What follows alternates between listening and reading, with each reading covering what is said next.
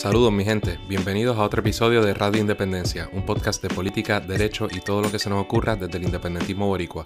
En el programa de hoy conversamos sobre la vida del líder sindical Jorge Farinacci García con su hijo, el profesor Jorge Farinacci Fernós. Suscríbete a Radio Independencia en tu podcatcher favorito y YouTube y síguenos en todas nuestras redes sociales para mantenerte al día sobre lo que pasa en Puerto Rico. Que lo disfruten. Saludos mi gente, bienvenidos a otro episodio de Radio Independencia. Como siempre con ustedes, Andrés González Berlecía y mi compañera Adriana Gutiérrez Colón, que es la que hay. Saludos a todas las personas que nos escuchan. Saludos Andrés, ¿cómo estás? Muy bien, estoy particularmente contento por el programa de hoy. Lo sé. Ya este es el programa número 129 más la aclaración de siempre. Algún día voy a hacer el conteo adecuado, voy a ver lo de los episodios especiales y voy a decir, este es el 150, algo Ahora así. tírate la línea de que este invitado lo tenías en mente desde hace tiempo, porque es la Pero es que parece parece buchiteo. mentira, No nos echen la culpa por prepararnos. El invitado de hoy, quien, como siempre, ustedes ya deben saber quién es por el título de este programa, sí está en lista nuestra desde hace mucho tiempo, incluso desde que yo concebí ¿verdad? El programa, porque siempre fue mi idea tener gente de distintas agrupaciones, de distintos, ¿verdad? tipos, pero bien ducha en materias políticas. Y creo que el invitado de hoy es una de esas personas que puede aportar mucho. Y curiosamente, él no va a ser el enfoque del programa ni de su trayectoria, sino una persona allegada a él que jugó un rol importante, yo diría, en la historia, ¿verdad? Del movimiento obrero y del independentismo puertorriqueño. Una persona que yo escuchaba mucho mientras crecía.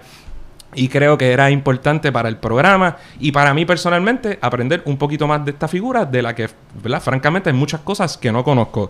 Y nos referimos a Jorge Farinacci Fernós, que es el hijo de Jorge Farinacci García, quien va a estar con nosotros pronto hablando de la vida de su padre. Pero antes, ¿qué queremos decir? Un anuncio importante, y es que vamos a estar, ¿por qué? Por tercer año consecutivo en Sí, señora. el Festival de Claridad, que será este año del 20 al 23 de febrero. ¿En sombrilla? ¿Sombrilla? Hay que llevar sombrilla Ay, y capa. Pero nada, para invitarlos y que estén pendientes, se den la vuelta en el Estadio Irán Víctor del 20 al 23 de febrero. Busquen la mesa de Radio Independencia. Todavía no tenemos claro dónde vamos a estar sentados por ahí, pero cuando nos enteremos lo estaremos informando para que se den la vuelta, nos saluden y también pueden hablar con nosotros un rato o comprar. Pero más importante. Bueno, más importante. No, es lo más importante. Pero además también más importante es pasarla bien con nosotros, pero pueden comprar alguna de nuestra mercancía, como estas gorras que acabaron de llegar. Aquí, ven esto.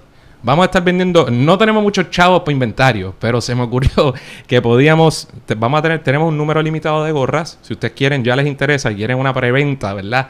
Nos escriben, ¿verdad? Lo compramos por adelantado y se la guardamos para que asegure que tiene una gorrita. Tenemos camisas, vamos a tener camisas, gorras, stickers, libros, como siempre. Esto es sticker, 2 pesos, otras cosas. 20 pesos. Y encontré este bobblehead de Kobe que sí, no tiene absolutamente nada que ver, pero hablamos de Kobe, para que vieran lo de mi infancia. Esto es un bobblehead cuando el muchacho aquí no llevaba ni 4 años en la liga.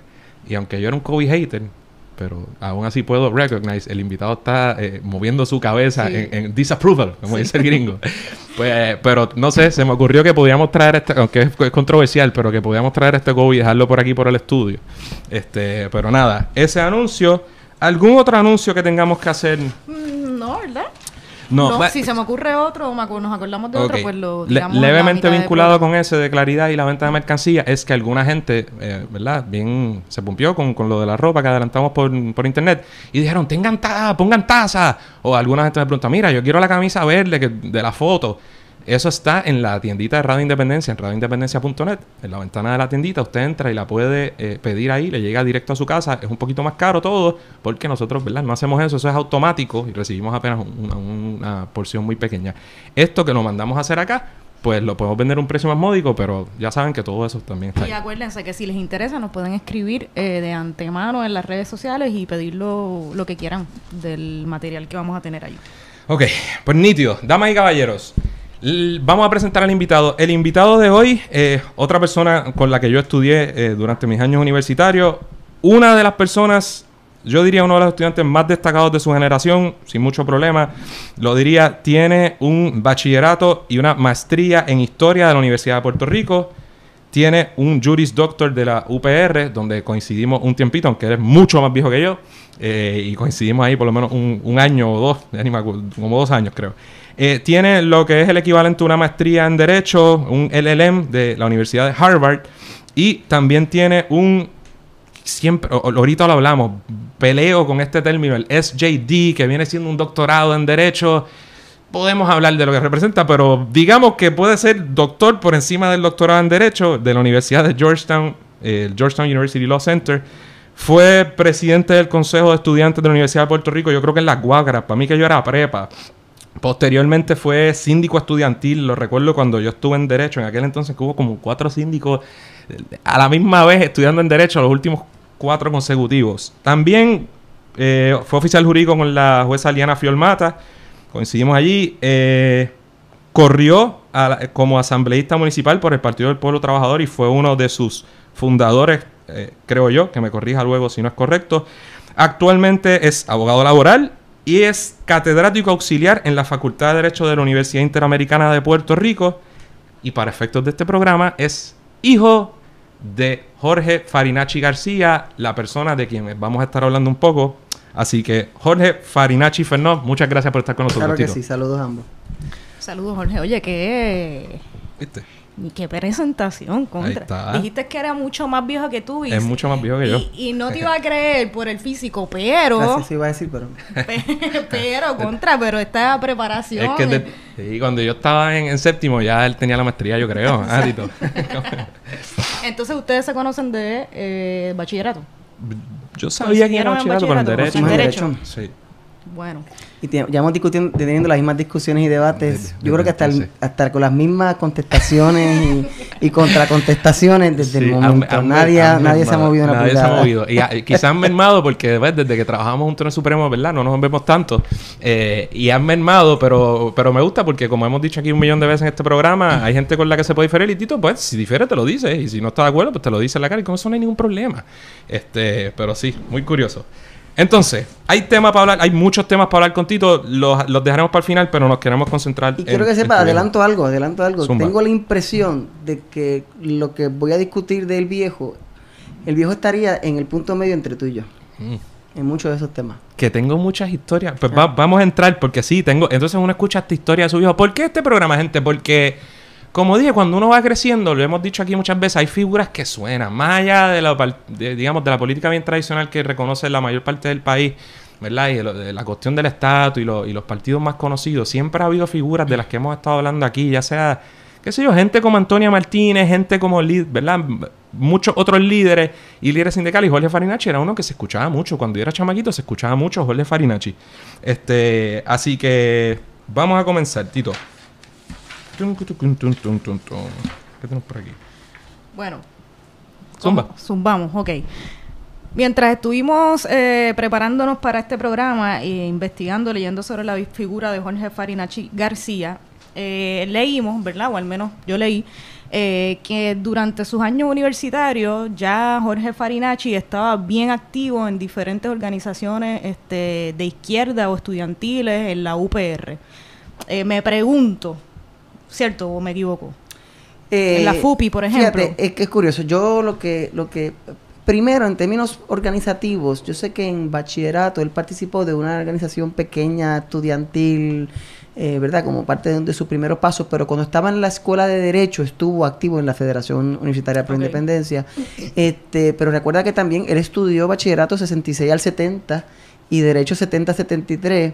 O sea, que estamos hablando de plena guerra de Vietnam y la principal lucha en que él estuvo envuelto fue lo de el ROTC.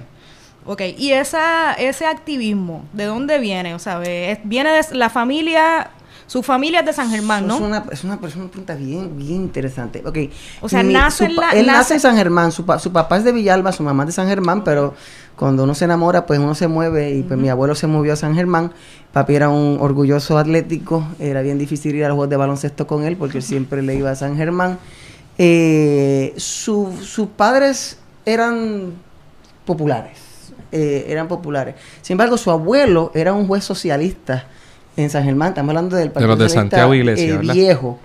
Entonces, pues, al menos esa idea de de la lucha en favor del pobre, sí, yo sé que siempre estuvo presente en él. Yo creo que la guerra de Vietnam fue un elemento fundamental en su visión, que era fuertemente antiimperialista. Él tenía siempre ese elemento antiimperialista en su pensamiento. Y entonces, curiosamente, él me contaba, el primer profesor marxista que tuvo, que lo convenció, o sea, a nivel ideológico, a nivel intelectual. O sea, que yo creo que fue esa... ¿Recuerdas el nombre, profesor? Se me va a acordar ahorita, porque es un profesor que yo creo que el 90% de la gente de esa generación lo conoce. ¿Sabes por qué crees? Creo que es que lo voy a decir mal, pero es José García. Juan García, seguro, García. el papá de Amalia. Que ese era como, y que mami me dice lo mismo, que ese fue Sí, era la institución, seguro. Y no es la cuestión de que los influenció. A todos ellos. No, es que los convenció. O sea, fue todos un dicen lo elemento mismo. de ver la luz. O sea, que yo creo que esa infancia de anécdota de su abuelo, que era el típico abogado de campo que le pagaban con gallinas y plátanos a la gente pobre, porque defendía a gente pobre, era socialista. En el contexto histórico internacional de la guerra de Vietnam, de la lucha antiimperialista en América Latina, la Revolución Cubana, en la universidad, ahora con una base teórica del marxismo, no panfletero, sino intelectual en un aula, pues yo creo que ese fue el elemento que lo definió. Y lo que quiero adelantar un poco, porque es algo que quiero profundizar ahorita, Zumba. y es que él era de esos fieles creyentes. Por eso te digo que yo creo que es un punto medio entre tú y yo, en que la lucha por el socialismo y la lucha por la independencia son absolutamente inseparables.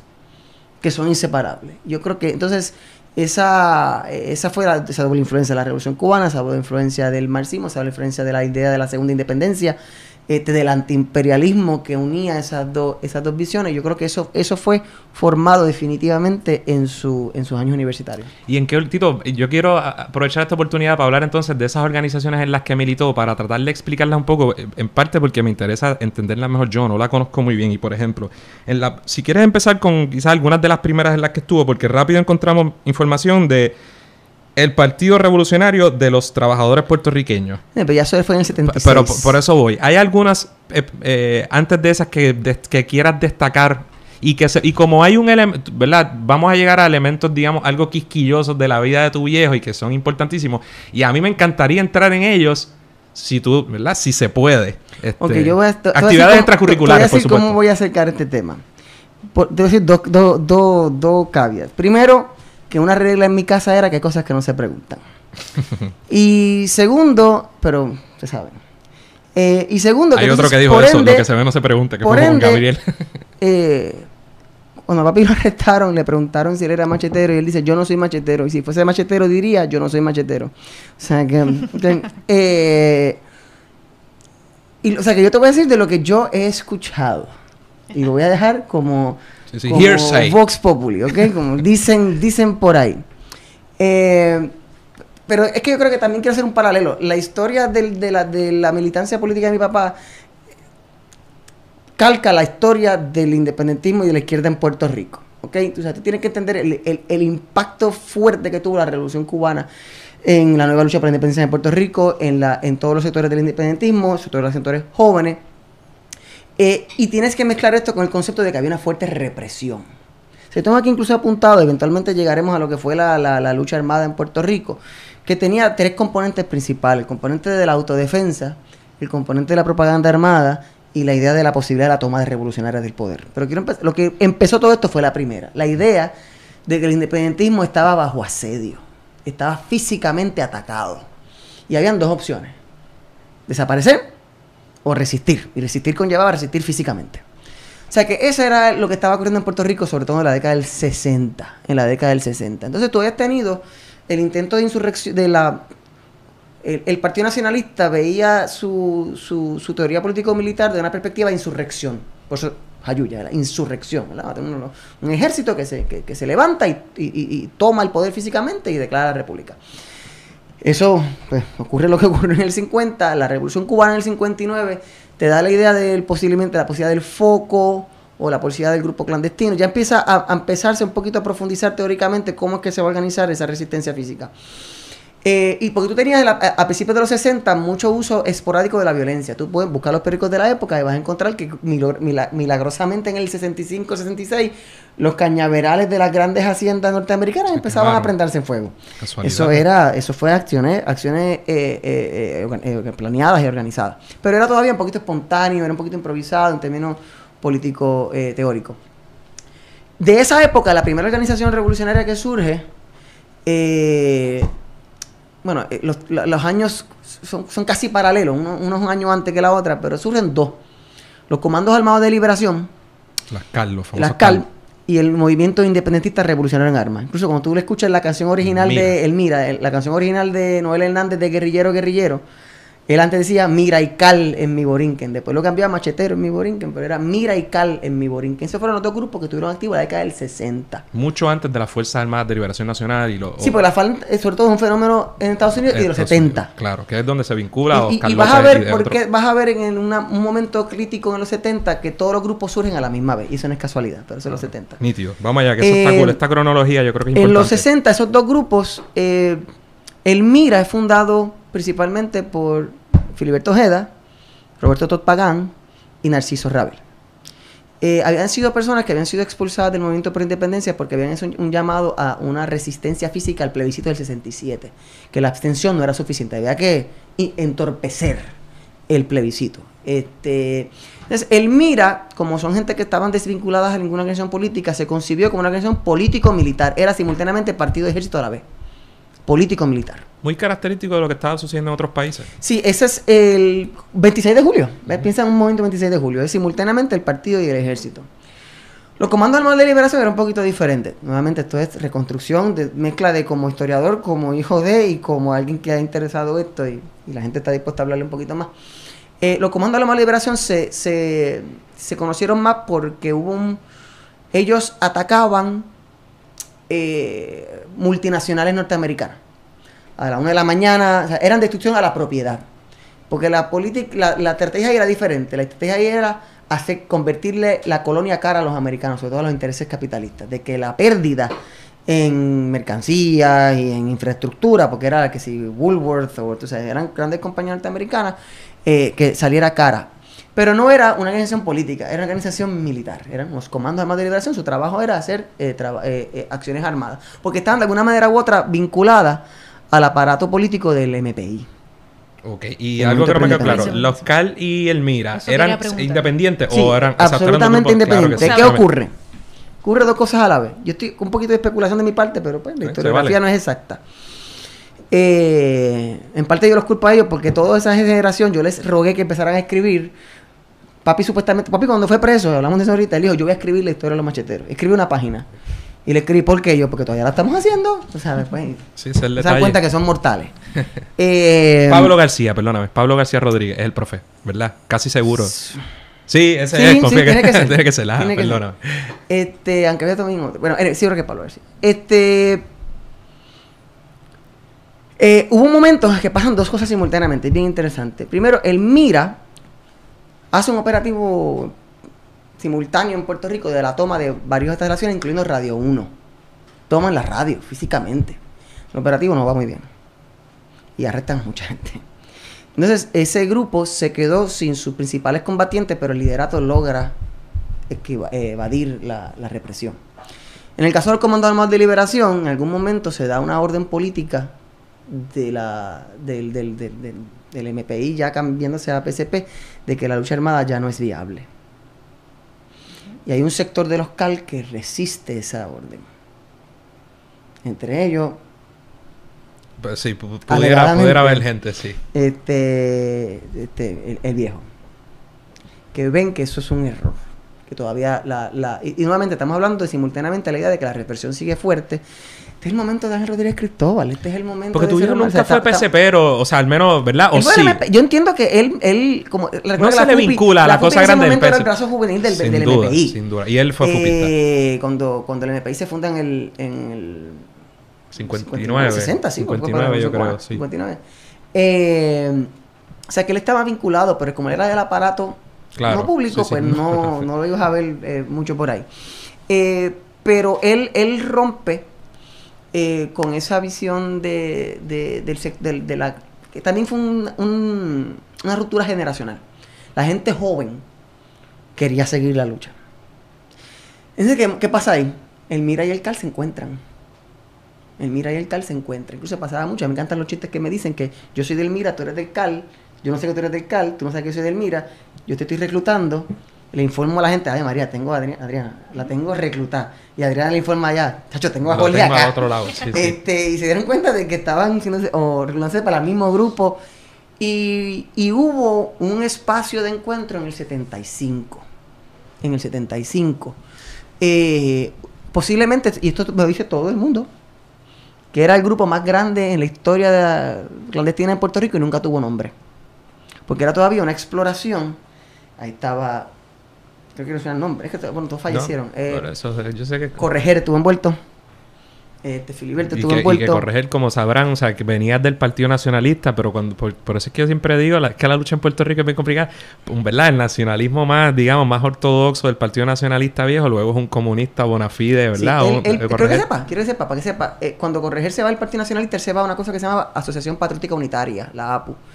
Y da la impresión de que la APU fue la principal responsable de todo lo que te dije de los cañaverales.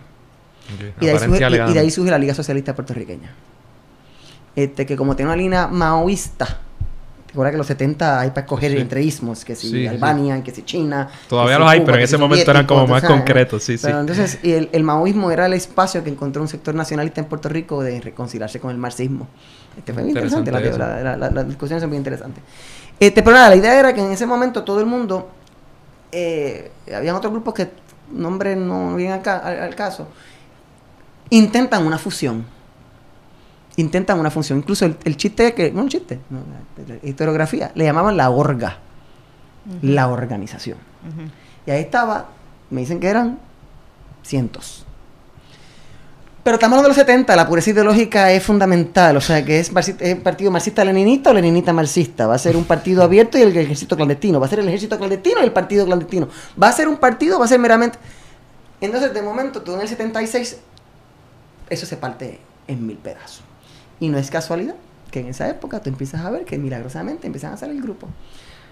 Salen las Fuerzas Armadas de Resistencia Popular, la FARP, la Organización de Voluntarios de la Revolución Puertorriqueña, los voluntarios, y en el 76 se funda el Partido Revolucionario de los Trabajadores Puertorriqueños. Okay. Que entonces es principalmente la gente que había quedado del Mira y del CAL. Y ahí, entre la gente que se destacan, pues está Filiberto Ojeda, está Jorge Farinacci, está Hilton Fernández, están los González Claudio, el hermano González Claudio, que eran los 3. Todavía el nombre machetero no ha salido por los nuestros espiritistas. Correcto. Luego el Partido Revolucionario de los Trabajadores Puertorriqueños vuelve a tener otra transformación. O sea, no, en el 76 se funda el partido como el clásico partido marxista-leninista, con célula política, con hacer propaganda, estar activo en la lucha sindical, la lucha comunitaria, la lucha de la mujer, etcétera, etcétera. Pero el partido es clandestino. Nuevamente por la cuestión de la represión y sobre todo porque entonces en el 78 no sé si es fundan o culminan el proceso de fundación de su brazo armado llamado el Ejército Popular Boricua Macheteros. Okay. Recuerda que, mira, zumba. Se meten problemas. Por ejemplo, los voluntarios. Vox Populi, los voluntarios eran el brazo armado de la Liga Socialista. Problema, la Liga Socialista es pública. O sea, tú no puedes decir que los voluntarios son el brazo armado de la Liga, porque la gente de la Liga está operando en la legalidad. En el caso del PRTP... Pasa mucho, lo mismo en España, en Irlanda, en contextos distintos y épocas distintas, pero pasa mucho que son contextos que Puerto Rico no entiende bien, pero que se da en otros países como un cara de lechuga y sale el líder político hablando y dice, bueno, ¿por qué? Sin duda, claro, hay una importante diferencia porque en el caso de Irlanda, toda esa gente hacía la conferencia de prensa en la República de Irlanda, no en el norte. Es una aquí no tenemos dónde hacer eso. Recuerda que en Irlanda hay barrios 95% independentistas. O sea, entonces, la diferencia aquí es que al ser el partido también clandestino, el vincularse con el brazo armado no es tan calentón, porque ambos son clandestinos. Pero nuevamente, mira el marxismo-leninismo clásico de la época, el partido y el ejército ¿verdad? El partido es el elemento político que dirige políticamente al ejército. O sea que en ese sentido rompen con la idea clásica del partido político militar 26 de julio, por decirlo así, donde lo militar y lo político está mezclado. Aquí es el partido que dirige el ejército. Siempre respondiendo al partido. Sí, o sea, correcto. ¿verdad? Lógicamente respondiendo a las directrices del partido. Entonces, eso es el 78, que se funda el EPB y su primera acción fue una acción en, no sé si es contra, decir el pueblo mal, pero creo que en Nahuabo. Entonces, ya en esta época... ¿De qué año estamos hablando? 78. Okay. 78. Y incluso yo creo que el primer operativo, si mal no recuerdo, es en respuesta a Cerro Maravilla. A Cerro Maravilla. Y lo dicen en el comunicado. Incluso me hubiese dicho que te lo traía. Tengo el comunicado original. Entonces, ahí empieza una época de lo que se a nivel militar. El concepto de la propaganda armada. La propaganda armada tiene dos propósitos principales. Primero, que cuando tú haces una cosa espectacular que llama la atención, el comunicado tuyo lo van a diseminar. O sea, que es más efectivo que un boletín. Una manera de llamar la atención y hacer un planteamiento político. Pero también tenía un segundo objetivo, y era sobre todo cuando los objetivos, porque las acciones armadas grandes de los macheteros te las puedes contar con los dedos de la mano, pasa que fueron impresionantes, y eran dirigidas a romper el mito de la invencibilidad de la presencia norteamericana en Puerto Rico. Y esto tiene sobre todo el fenómeno de Base Muñiz. Sí, mano. El fenómeno de Base Muñiz, que es el operativo en el 81. Para mí que es 81, pero me puedo equivocar. Donde, pues, logran penetrar el perímetro de la Base Muñiz y logran detonar explosivos que le pusieron a varios aviones de la Guardia Aérea. Y este es el contexto de la invasión norteamericana a Granada, cuando nos enteramos que algunas de las fuerzas que invadieron Granada habían salido de Puerto Rico. O sea que ese fue parte del simbolismo que se utilizó de Base Muñiz. Estaba también en la lucha en El Salvador y Nicaragua. Pero yo creo que cuando tú lees los documentos de los macheteros de esa época, ellos te insisten en que el 90% de lo que ellos hacían era trabajo político, trabajo sindical, trabajo ambiental, trabajo comunitario, trabajo feminista, trabajo en la lucha del independentismo, que las acciones armadas eran secundarias porque precisamente no estaba visualizada la toma del poder. Ya no estábamos en un proceso de escalamiento donde íbamos a terminar con asaltando la fortaleza para declarar la República Popular. O sea, que era más para la propaganda. Por ende, el trabajo político era la prioridad, y el otro elemento fundamental del trabajo armado era el financiamiento de la lucha. Y ahí es que viene la Wells Fargo. Okay. Pero nada, podemos parar ahí un segundito. Sí. Porque es que quería darte ese contexto histórico de la sigla y la sopa de letras.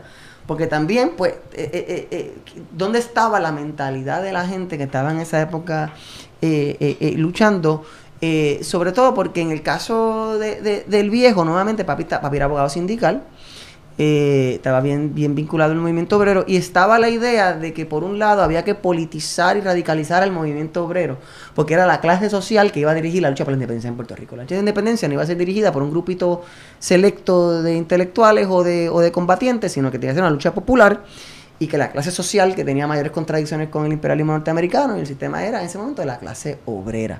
Por eso el énfasis en tratar de reclutar al movimiento obrero, a la clase obrera, a la lucha inherente de su ideología, el contenido social, que no puede ser solamente la patria en un sentido abstracto y la cuestión puramente tradicionalista, sino que tiene que estar vinculado a un proyecto social. Y esa era yo diría que la ideología dominante tanto del viejo como de un sector que estaba, porque en el momento es cuando el PCP está en su momento marxista-leninista, pero en la independencia, cuando el PIB arriba a los de abajo, en el 72. Sí. O sea, ese es el momento de efervescencia. Sí, acababa de pasar Culebra, acababa de pasar la lucha en Culebra. Un espacio de entusiasmo revolucionario de la perspectiva de que la independencia era, a su vez, era primero un fin antiimperialista, pero también era un medio hacia una sociedad mejor. Ok. No, yo tengo tantas preguntas. Y nos vamos, ¿verdad? Nos vamos a concentrar en lo que pasó en el caso, el evento de la Wells Fargo y todo ese asunto. Pero antes de llegar ahí, entonces vamos a partir de la premisa de que en el 77-78, vamos a poner que en 1980 ya existía esa facción armada, era el Ejército Popular Boricua, que yo creo que tiene en el imaginario, bueno, por lo menos para mí, para los independentistas, yo creo que es un imaginario, ¿verdad? De mucho impacto, ¿verdad? De cosas que hizo. Pero en Puerto Rico en general, la gente sabía, se escuchaba de los macheteros, era algo... Sí. y como cuántas actividades Te para ese periodo, en términos de cuánto... Te voy a decir una cosa y no voy a mencionar el nombre porque no puedo. Pero los otros días, cuando estaba lo del verano, yo estaba viendo la noticia, yo veía a la gente llegando a la actividad con machetes de madera, machetes artesanales. Hay uno por ahí, pero debería... Y yo le pregunté a alguien que estaba envuelto en todo eso y le dije, antes de ustedes, ¿el machete era un símbolo de independencia? No, o sea, no era como que ya se usaba coloquialmente el concepto del machete y los macheteros lo aprovecharon. No, lo crearon como símbolo activo político. Pero recuerda que eso viene del himno. O sea, la inspiración es el himno. Y sobre todo porque estamos en los 70, están los Tupac Amaru, los sandinistas. Hay que hacer falta un nombre. Hace una osa, hace falta algo con lo que podamos vacatar. Para generar ese fenómeno incluso cultural, es un fenómeno sociológico. Socializar la lucha en el sentido... Y el concepto de todo boricua machetero. Hay que saber el concepto de todo boricua machetero. De que... Porque nuevamente, mira, las FARC hicieron unos operativos impresionantes. Los voluntarios fueron quienes ajusticiaron a González Malavé. O sea, que habían otros grupos en Puerto Rico. Claro, los macheteros eran los más grandes, en términos numéricos, no hay duda que eran los más grandes. ¿Y tenemos alguna idea de cuántas personas participaban o militaban en el Ejército Popular Boricua en su mejor época? Por tener alguna idea, poder imaginar. Sigue siendo una actividad altamente peligrosa y clandestina. O sea, yo tampoco vamos... no quiero ni menospreciar ni exagerar, eso. Pero esto no es algo en lo que cualquiera se mete. Voy a contestártelo con una... No es una contestación, pero te voy a dar esta contestación. Dale. En esa época, tú necesitabas a alguien que te escondiera documentos. Tú necesitabas a alguien que te escondiera chavos. Tú necesitabas a alguien que te diera a transportar algo. O sea, que la red de gente que estuvo envuelta de alguna manera u otra es impresionante. Okay. Incluso mirando para el otro lado. Tipo de... Yo una vez entrevisté a un compañero, no sé el nombre, pero calma. Mencioné a un compañero y que yo sé que estaba envuelto. Y le digo, cuando tú ingresaste a los macheteros? Yo nunca fui miembro, yo fui un estrecho colaborador. Y yo, okay. Yo al principio pensaba que me estaba tripeando. Y yo, mira, soy yo, me lo puedes decir. No te estoy diciendo, yo nunca me ingresé como militante. Yo era un colaborador. Y yo, caramba, colaborador, alguien que te reparte un boletín una vez al año, eso es un colaborador ahora. Eso lo que tú hiciste fue más que colaborar. O sea, que había también un sentido de que conceptos de todo boricua machetero. Ahora, en términos de los combatientes no. Okay. Entonces, antes de entrar a esos eventos del 80, Tito, ¿qué pasa? Que la izquierda, quizás todos los movimientos políticos, pero que la izquierda es tan buena fraccionándose tan prontamente. Quiero que sepas por qué estoy últimamente optimista con todo esto. Yo estaba en una depresión política severa, porque siento que el mundo está colapsando. No sé si quiero entrar ahí, ante mis ojos. Y yo recurrí a Irlanda, porque yo siempre he estado fascinado con los paralelos de Puerto Rico e Irlanda. Y me atrevo a decir más, la división del IRA en el 69 es casi idéntica a la división de los macheteros en el 84. Es una 83-84. Es impresionante los paralelos. Pero te voy a decir una cosa, el IRA era grande, eso sí que era grande. El Sinn Féin era grande, eso sí que estaban a otro nivel. Incluso cuando el IRA se divide, el sector marxista político, con gente que yo identifico un poco más que el sector nacionalista más religioso, funda un partido que se llama el Partido de los Trabajadores, que llegó a tener el 20% de los votos en Irlanda.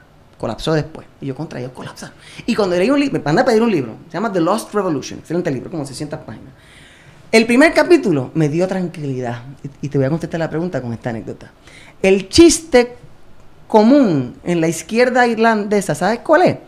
Cuando se funda una nueva organización en Irlanda, el primer punto en la agenda es cuando nos dividimos.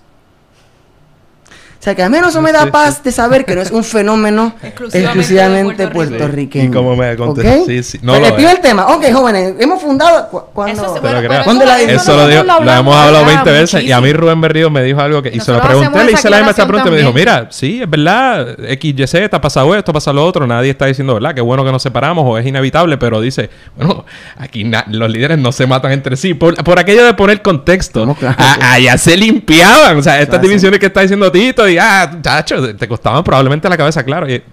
Pero fíjate, quiero que sepa, porque por ejemplo, y busca los comunicados, y algún día a ver si se publica esto historiográficamente, a pesar de que el intento de unificar el grupo clandestino en el 75 fracasa, y en el 76 salen todos los grupos de manera atomizada, tú vas a notar que muchos de los comunicados eran conjuntos. La FAN, los voluntarios, la FARP y los macheteros hacían comunicados conjuntos. O sea, que la colaboración, sin duda, estuvo presente. O sea, que yo lo que te planteo es... lo mismo pasa hoy. Claro. Hay que definir qué significa el fraccionamiento. Y no puede ser simplemente hay más de una estructura organizativa. Eso no es la manera de medir. Ahorita voy a necesitar, pero estamos bien.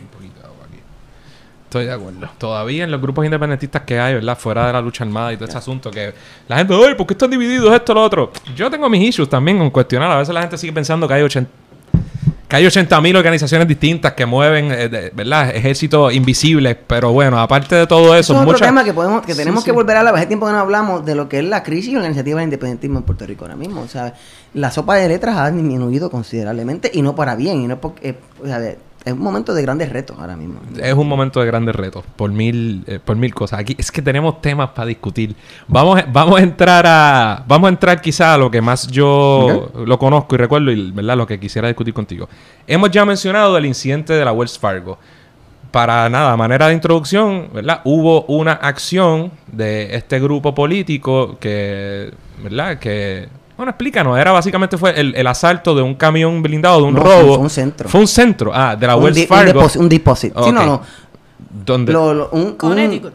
Un camión blindado no tiene $7 millones. No tiene, claro. ¿Dónde se, verdad? Usted puede decir, se robó, se adquirió, se recuperó, se expropió la cantidad de $7 millones con el propósito político de financiar la lucha política. Mira, vamos a hablar claro. Así que vamos a... Mira, los macheteros tienen empleados a tiempo completo. Los macheteros tienen plan médico. O sea, la lucha por la independencia y la revolución. Los macheteros tenían plan médico. Daban, bueno, no era literalmente sí, con el machete abajo, pero eso estaría buenísimo para vivir el mío.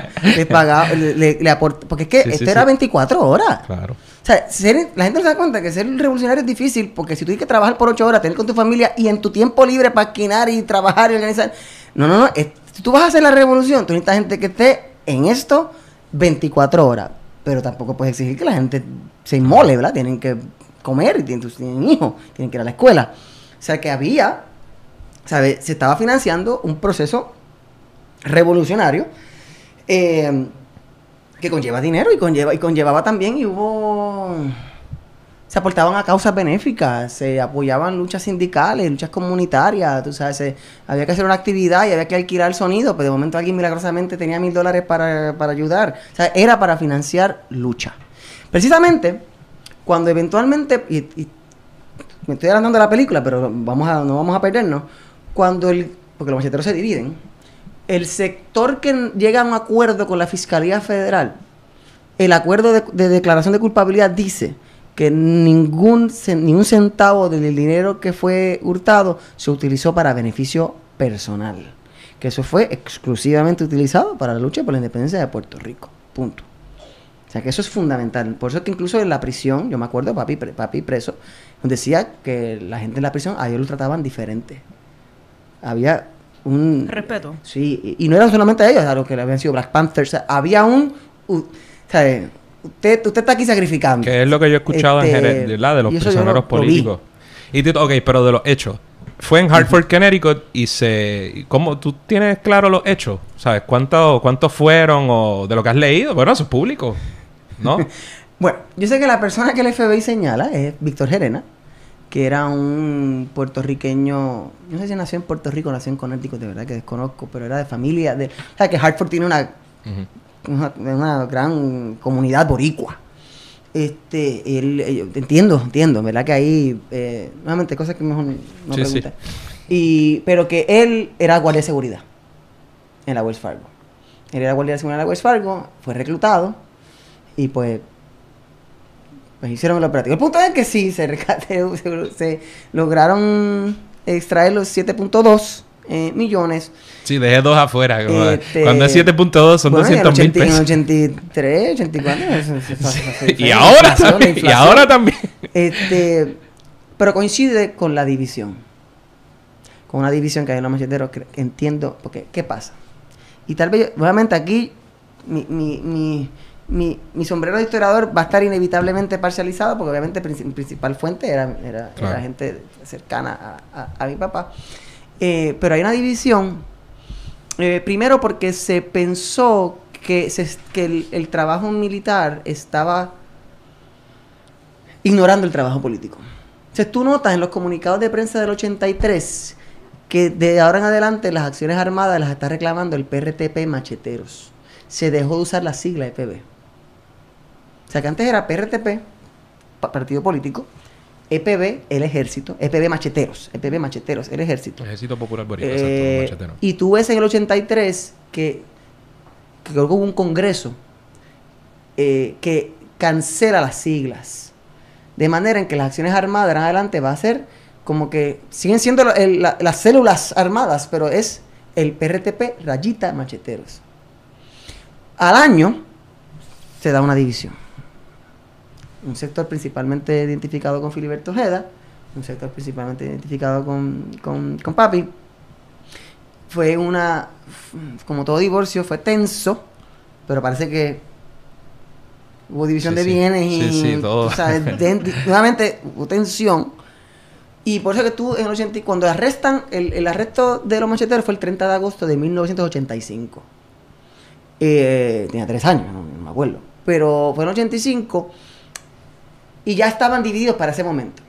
Pero cuando habían planificado la Wells Fargo, estaban unidos todavía. Por eso es que es medio curioso de que ellos... Fue el liderato predivisión el que fue arrestado. Porque ese fue el liderato que acusaron de conspiración de llevar a cabo, de aprobar el operativo. Y ya tu viejo lo habían intentado, había sido acusado previamente. Dice, esto es por ahí. Él había sido... ¿Verdad? Es mucho más... Esto yo lo estoy sacando en internet. Tampoco fue acusado de un robo a un banco por un gran fue jurado señalado, federal, pero sí, que el caso fue archivado a petición de la fiscalía. Hay unos cuentos que yo no sé si ya son chistes, folclore, mitos, de que, por ejemplo, uno de los testigos que tenían en contra de estas compañeros era un independentista. Y el compañero independentista, pues, cuando se dio cuenta de contra quién iba a declarar, invirtió toda su descripción de la persona. O sea, que si era bajito, milagrosamente era alto, si era gordo, era flaco. O sea, te digo, es que todo boricua machetero, todo el mundo de alguna manera, esa era su manera de aportar. Pero no, si papi fue... Sí, hubo señalamientos de, creo que un robabanco en el Ponce Federal, si mal no recuerdo, pero nunca nada concreto. Pero yo no, o sea, nunca llegó a juicio ni nada por el estilo, los casos se caían. Fue en el 85 entonces que se dio el juicio y... No, fue el arresto, el juicio duró 7 años. Okay. El juicio duró 7 años, papi fue preso en el 92. Okay. Papi lo arrestaron en el 85 con el operativo grande. Pero lo que te quería decir es que cuando los que arrestaron en el 85 ya estaban divididos, o sea, que eran ya dos facciones. Ya, lo que incómodo para colmo, porque sí, te están yendo a... incluso yo, de lo que yo he visto, y no quiero entrar mucho, porque no por lo sensitivo, sino porque hay que ser humilde también, de que el problema de las divisiones es que cuando tú divides, tienes que convencer al otro que se vaya con los tuyos. Y entonces tienes que hablar más. Y cuando hablas más, te graban más. Y ahí es que empiezan a rastrear un poco la pista más.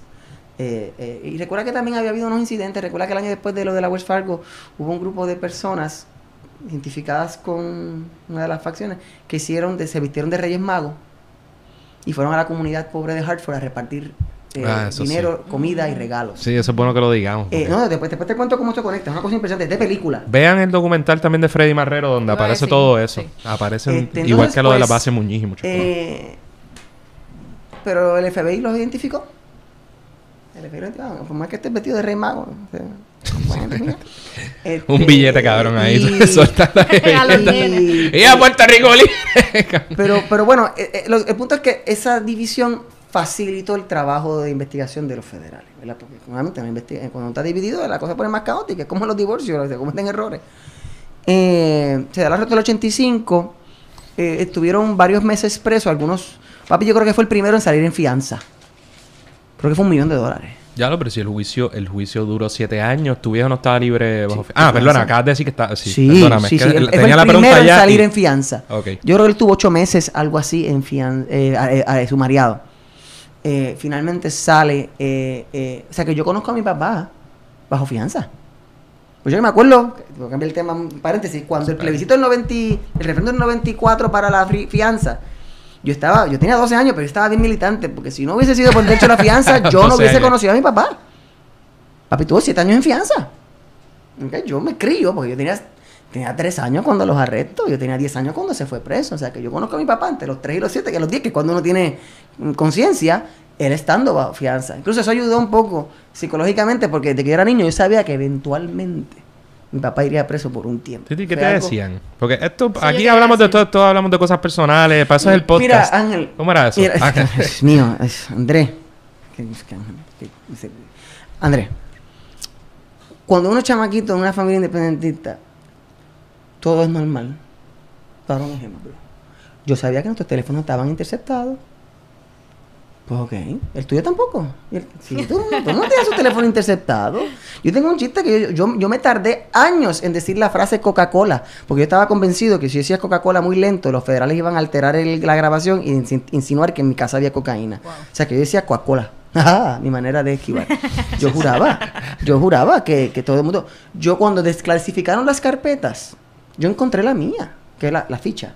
Abril del 86. Yo nací en julio del 82. Ya lo sé. A la matemática. Oyes, me acuerdo el nombre de mi agente y todo. Ángel Israel Santos López. Esa era la firma del policía que dijo donde yo estaba un nene de 3 años y medio. Pero en el Big Wheel de Batman ahí, cabrón. No, la foto, yo tengo la foto. Yo tengo el Classic Bowl Cut de los 80 sí. Con el pantalón rojito y la línea, o sea, ochentoso full. Una camisa de Digunis ahí. Y agarrando una pancarta en el Tribunal Federal de Viejo San Juan. Entonces, que nuevamente, eso es que pasa. Nosotros socializábamos con otros hijos de los otros presos. O sea que fue normal, te lo juro que yo nunca vi algo traumático ni terrible, sino, ok,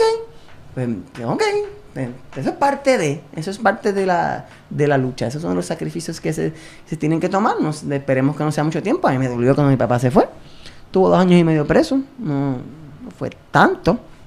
Sé que otros compañeros sí tuvieron más tiempo. Pensé que habíamos leído 5, ¿verdad? 5 es lo que le dan. Ya, seguro. Pero... Y el resto en probatoria. Probatoria, good behavior, halfway house. Él tuvo un halfway house unos meses. ¿Y en qué cárcel estuvo? Mira, después te cuento. Él estuvo primero en Safford, Arizona, que no creo que en el mapa aparece. Yo fui para allá en 2 ocasiones. Quiero decir esto, voy a decirlo. Cuando a papi lo trasladan a Tallahassee, en Florida, el Federal Bureau of Prisons lo pierde. No lo encuentra. Lo perdieron. No sabemos dónde está. Estaba en un calabozo en Arizona. Y el Federal Bureau of Prisons se olvidó que estaba ahí. Y una de las personas que ayudó a localizarlo fue Nidia Velázquez. Tengo que hacer ese señalamiento porque apareció. Pues estábamos asustados de que no iba a aparecer. O sea que fue también un momento fuerte. Eventualmente estuvo en Tallahassee, Florida. Y después entonces llegó a Puerto Rico creo que en el 95. Él regresa, tuvo un halfway house en Trujillo Alto y entonces ya estaba libre. Papi, como era un eterno optimista, él pagó una multa de $10,000, estuvo preso 2 años y medio. Él dice, nos robamos 7 millones para la lucha, no lo devolvimos. 2 años y medio preso de $10,000 de multa. Está bien, no vale la pena. Sí. Y de ese grupo acusado por los mismos hechos, por el robo, ¿quiénes fueron o cuántos los más que cumplieron sentencia? Yo entiendo que Papo Segarra Palmer fue de los que más tiempo estuvo. ¿Cuánto tiempo, más o menos? Papo tuvo, yo creo, como 20 años. No me atrevo a decir, pero yo creo que cerca de 20. Pasa que cuando la división, el sector asociado con Filiberto asumió una posición similar a la FALN, de no reconocer al Tribunal Federal, prisioneros políticos y de guerra. Por ende, no montaron, o sea, bueno, el caso de la FARC fue más fuerte porque ni siquiera montaron una defensa. La gente de Filiberto yo creo que montaron una defensa, pero rehusaron declararse culpables. Tú eres un abogado, cuando tú no te declaras culpable y sales culpable, la pena va a ser más alta, hay un riesgo. El sector asociado con Papi, que estaba Hilton Fernández, Orlando González, Isaac Camacho, no me acuerdo, Elías, ellos llegaron a un acuerdo con la fiscalía. Y por eso es que estuvieron presos en términos físicos 3-4 años. El sector, ¿sabes? Que Filiberto se va al clandestinaje, Papo... Eso, Filiberto se escapa después de... En el 90. Por eso. Estando con el grillete, estando en fianza por lo de la Wells Fargo, y después de creo que quedar absuelto por porque el Filiberto resiste su arresto en el 85 con con armas. y me encantaría saber cómo tú desactivas, cómo tú te quitas un grillete. Porque eso fue lo que sucedió. O sea, ¿cómo...? Tiene cara de lo sé, sí, pero no te lo voy a decir. Porque esa es una de las cosas mira, es una cosa que no quiero saber. Uno habla de los irlandeses y los sandinistas y los tupamaros. Aquí había sofisticación. O sea, esto no era... nosotros pensábamos que porque somos, tú sabes, chiquititos, pues esto es más rústico. Esto fue...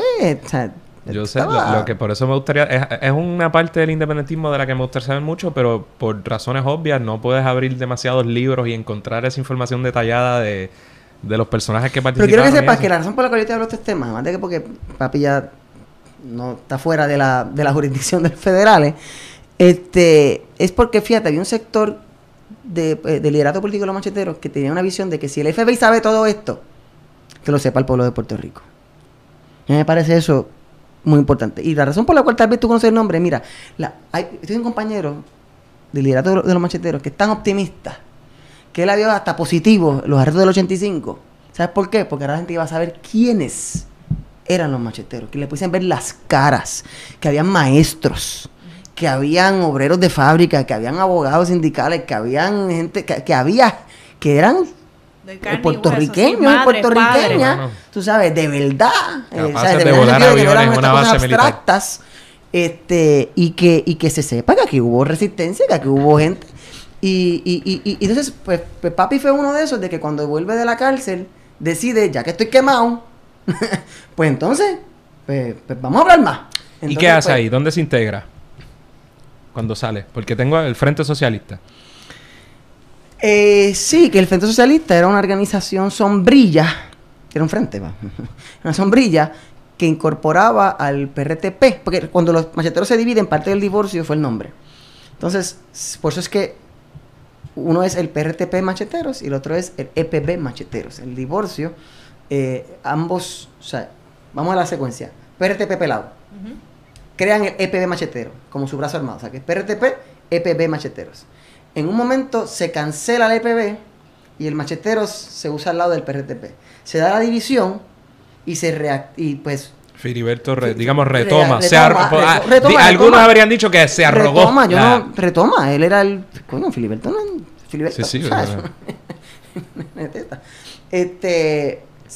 y se acordó. Es que se acordó. Por eso digo...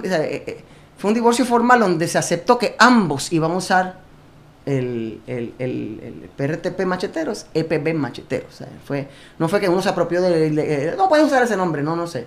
Se acordó que ambos iban a utilizar el apellido. O sea que Papi estuvo vinculado al sector identificado con el PRTP Machetero, que es uno de los fundadores del Frente Socialista. Ahí estaba el MST, Movimiento Social de Trabajadores, que dirigía... Tuvimos a Hugo Delgado recientemente. En ese momento lo dirigía Luis Ángel Torres.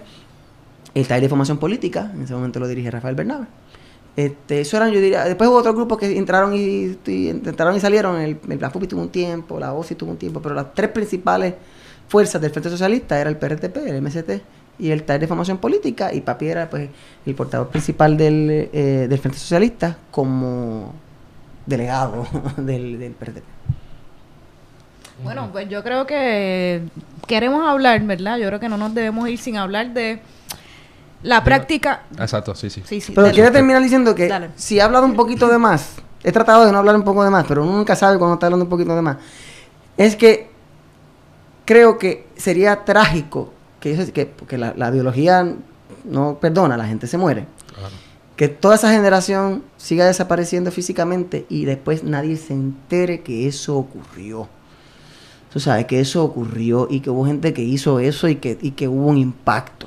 Y que la gente se merece saber que eso es parte de su historia. Lo peor que puede hacer, una cosa es cuando el invasor te invisibiliza, que tú mismo te invisibilices, o sea, y el miedo a la represión es real, tú sabes, hay delitos que no prescriben, tú sabes, hay que tener eso en mente. Pero en algún momento hay que preservar esto, hay que perpetuar esto de manera en que sería trágico nuevamente que hay gente que haya hecho tanto, que haya sacrificado tanto, que incluso ya las fuerzas represivas los identificaron, y el único que no sepa es el pueblo de Puerto Rico. Eso es lo que no puede ser. O sea, que yo prefiero, sobre todo la gente que ha fallecido, poder hablar un poco más. Y nuevamente lo bueno que tengo es como esto como historiador, ¿verdad? Y como hijo, ¿no? Seguro. Nosotros parte de este programa es precisamente ese propósito de hablar de distintas cosas que han pasado en el independentismo, y es que uno con los años escucha unas cosas y ha tenido el privilegio de estar cerca de unas personas que han estado muy activos políticamente, y escucho unas cosas y digo, coño, que Puerto Rico tenía eso, que Puerto Rico hizo lo otro. Y el hecho de, ¿verdad?, que uno sabe que la mayor parte de las personas que nos rodean no tienen idea de que eso sucedió, y a veces pasa como tú dices, que nos hacemos chiquitos. Que Puerto Rico, mira, pero ¿en qué otros grupos armados han tenido ejército dentro de los Estados Unidos? Yendo a un restaurante chino, si nunca olvidar este día. Yendo a un restaurante chino y viene un señor, ¡Parenache! Y anda, presidente. Muy bien. Y yo, ¿quién es ese? ¿Un compañero pipiolo? ¿Un compañero? No, él es estadista. Y yo, ¿what? Sí, cuando Base Muñiz, hasta los estadistas, fue como el Don Pushit de Rosselló, hasta los estadistas dijeron, fuera de todo, ¿sabes qué? Bueno, que les pase. Fue un sentido tú sabes, Entonces, mira, papi, era un eterno optimista. Hubo una encuesta. Y eso es importante para la psiquis encuesta también de los ¿cómo se llama? Es Ipsos, Quinnipiac, una de estas que hacen encuestas, hicieron una encuesta. Qué pena, no tengo el libro de Ronald Fernández aquí, porque hay un libro que se llama Los Macheteros de Ronald Fernández, que es un periodista norteamericano muy bueno, pero muy bueno. El libro es bueno, pero se nota que no es de aquí, o sea, que comete ciertos errores de alguien que no está en el campo, ¿no? Pero ahí está publicado una encuesta que sale y te daban las siguientes alternativas. ¿Cuál es tu opinión de los macheteros? Primera opción, son unos terroristas que sus fines y sus métodos no son justificados. Segunda opción, son un grupo con fines legítimos, pero las acciones no son las mejores. O sus acciones y sus fines tanto patria o muerte, sí. Si mal no recuerdo, creo que fue como un 50 y pico % que dijo que las dos malas, ¿verdad? Pero creo que fue como un 43%, y está dividido entre estadistas, independentistas y autonomistas, bien interesante. Pero en términos globales, un 43%, algo así, decía, no coincido con sus métodos, pero defiendo su fines. Y un 3% dijo, sí. Papi juraba que esa encuesta era lo mejor que él haya escuchado, porque primero el 3% es reclutable. Sí. 3%. Y créame que los pipiolos sabemos del 3%. Pero en medio entonces, él decía, tenemos 60,000 listos para el monte. No quiero chavarte, pero no es lo mismo y lo del 40 y pico % le interesó mucho. De que ese impacto que se había generado, más allá de que no se logra la independencia, no se logra la revolución socialista, nada por el estilo, pero se da la idea de que ellos lograron resistir exitosamente la represión, del intento de criminalizar el independentismo de Romero Barceló y esa época de final de los 70 y principios de los 80, y de que tuvo un impacto, de que ahora, por ejemplo, el machete, no hay que ser ni siquiera independentista para usarlo, pero sí, cuando lo haces, hay un mínimo de idea de resistencia, que yo creo que ese es el legado principal de los macheteros, porque ya Base Muñiz hace mucho tiempo, Wells Fargo, pero la idea de todo boricua machetero, la idea de que aquí se convierte y tiene su parte negativa, que sea únicamente folclórico, yo entiendo que no es el punto, pero al menos a nivel sociológico se sabe que eso es parte. Y dieron la batalla. Yo recuerdo eso es parte. Cuando murió Filiberto Ojeda, que ¿verdad? Todo el mundo sabe cómo murió y asesinado, pero incluso el tipo murió dando la batalla, tú sabes. Tuvieron que con las botas puestas. Y yo recuerdo cuando yo era un chamaquito, pero ya estaba en universidad, 2005, yo era casi prepa. Y recuerdo lo que hicimos en la Yupi, las manifestaciones, el lema, todo boricua machetero, una y otra vez, la bandera en el colegio de abogados, todo eso. Bueno, las repercusiones que tuvo incluso por un tipo como Julio Fontanet, del que se hubiera velado en el colegio de abogados. O sea, todo el impacto que tuvo, incluso hasta el momento de su muerte. Así que, hecho, nosotros... Y que otras generaciones, gente como nosotros... Bueno, en tu caso estuviste ahí, cerca de eso... Pero que todavía estemos hablando de eso y el impacto que tuvieron sus acciones, pues yo creo que dice mucho. Yo creo que es un orgullo para nosotros y para el independentismo que esa gente haya metido mano. Y son razones y motivos para seguir la lucha. Pero quiero... Otra cosa, antes que tiene una pregunta, y es que, fíjate, lo que a mí me interesa es... Cuando tú lees los documentos de la época, sobre todo de los macheteros, te dicen, la lucha armada no la hacemos porque nos gusta. Esto no es divertido. Esto, y no es porque somos militaristas. Sí, esto es un sacrificio. Un contexto histórico. Primero, de la agresión física al independentismo. Y segundo, de la invisibilidad de que había que usar, había que pelear. No, ni nos estaban matando. Había que pelear. Y nos mencionamos los grupos de derecha que había aquí y los actos de aquí estaba el Comando Cero, el Alfa cubaneo, Alfa todo 66. fuerte como... Perdóname, Andrés, yo recuerdo una vez papi llegó a casa con su carro y habían 3 impactos de bala. Porque cuando él estaba saliendo del Caribe Hilton negociando un convenio colectivo, un comando de la derecha cubana le entró a tiro. Y él tuvo que abrir la puerta y la puerta subió los tiros. Yo no me acuerdo de eso de niño. Yo me acuerdo de los 3 hoyos perfectamente en el carro de papi. ¿Okay? O sea que ese es el contexto, claro. Una idea de que... Pero lo que te quiero decir es que es en ese orden. Tú analizas la situación política y producto de ese análisis decides cuál es la estrategia que vas a seguir. O sea que no es que de momento milagrosamente se acabaron los atentados o la lucha porque se rajaron, se cansaron. No, es que tú atiendes tu situación, ¿entiendes? Y fue un fenómeno histórico. O sea, que no es cuestión de revivir o ponerle el polvito, poner agua y ya instantáneamente tienes la lucha otra vez. No, es que la lucha tiene que ser producto de lo que se está viviendo.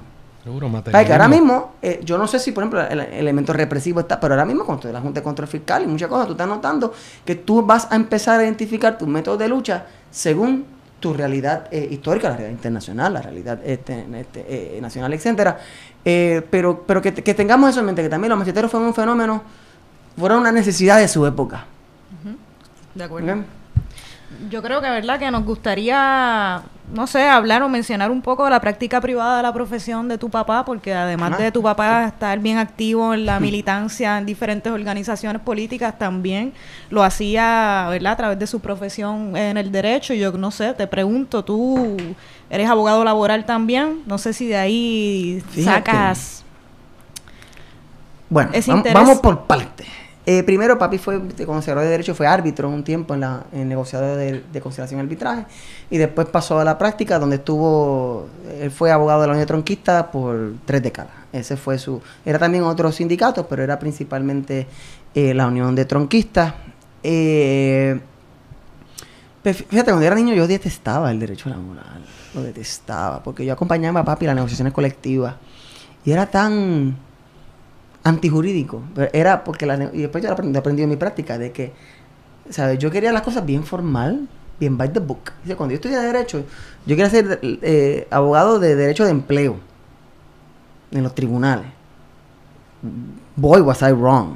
Yo detesto ahora el litigio laboral y me encanta la negociación colectiva. Pero eso fue mi experiencia, no fue porque incluso, pequeña paréntesis, donde yo me crío político jurídicamente en Servicios Legales de Puerto Rico con mi mamá. Ajá. Que mami era abogada de Servicios Legales de Puerto Rico, abogada especialista en vivienda. O sea, que mami estaba especializando en la gente pobre que era desahuciada. O sea, y que yo veo en común con esas dos cosas. Yo veo en común una persona con sus méritos propios, muy conocida. En ambos casos, tú llegas al derecho por tu convicción ideológica. Yo no soy abogado laboral porque me gusta el derecho laboral. Yo soy abogado laboral porque quiero encontrar la manera que yo pueda de ayudar a la clase trabajadora puertorriqueña, y esa es mi técnica, esa es mi herramienta que yo sé. Incluso cuando yo estudié en Estados Unidos, yo no cogí ni una clase de derecho laboral. Y me preguntaban por qué. Porque yo no quiero teorizar sobre el derecho laboral, yo quiero adelantar en la calle en lo que yo pueda. Para eso está constitucional. Y para eso está constitucional. Que es lo que de verdad nos apasiona. Ahí sí me voy en mis viajes conceptuales. Eso es lo que nos apasiona. No hemos ni hablado de derecho constitucional, eso me interesa. Por eso yo le pido a la gente, mi práctica es 100% laboral. Y yo no doy nada de derecho laboral académicamente. y académicamente yo soy constitucionalista y casi no lo practico. O sea que yo divido mi mundo académico de mi mundo laboral, profesional, pero al igual que, y yo he visto que los casos que yo llevo es gente desahuciada.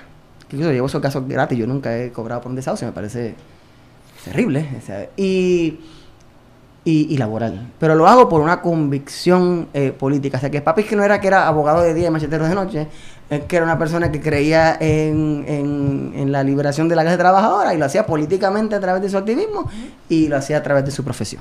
Entonces, tu viejo fallece en el 2006, ¿verdad? Vamos para 13 años y medio, bueno. ¿sí? Y yo lo recuerdo. Yo no sé si tú te vas a acordar, pero cuando yo estaba en bachillerato, yo creo que tú presidías el Consejo de Humanidades o algo así. Sí, Humanidades por ahí. Con esa época, Me acuerdo que te vi. Te digo, mira, Sí. tú sabes, independentista entrando a la YUPI, al fin uno creía que iba a hacer la revolución desde la FUPI, que ya no existía.